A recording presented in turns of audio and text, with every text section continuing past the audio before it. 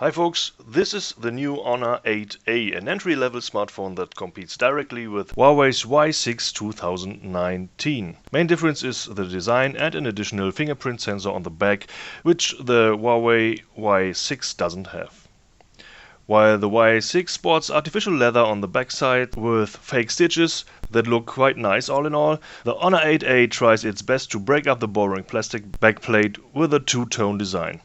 The small stripe is frosted, while the larger part is kind of glossy. If you take a closer look in comparison to more expensive smartphones with a glass body, the glossy part doesn't look very high grade. It's a bit dull and can't hide its origin in plastics. Nevertheless, the build quality is quite good, with symmetrical gaps and perfectly inserted SIM slats and hardware buttons. In addition, with its soft curves and small dimensions, it lies really comfortable in your hands. For about 160 euros you can't expect high-tech, but in everyday use the built-in hardware is okay.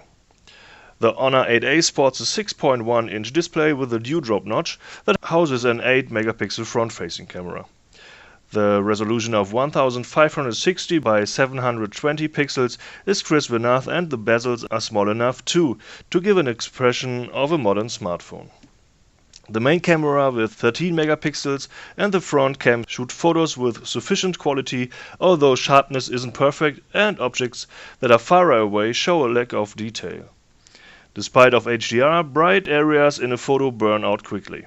At night the main camera is a bit better than the one on the Huawei Y6, but all in all there is no big difference in photo quality between those two entry-level shooters.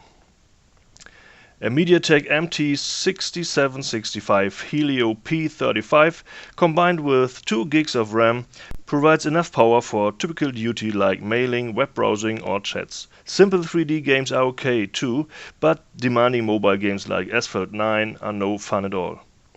More features are LTE Cat 4, Wi-Fi with 2.5 GHz, 32 gigs of expandable memory, GPS and Bluetooth. NFC is missing. All in all, the Honor 8A is a good entry-level smartphone with latest software and sufficient hardware for everyday use.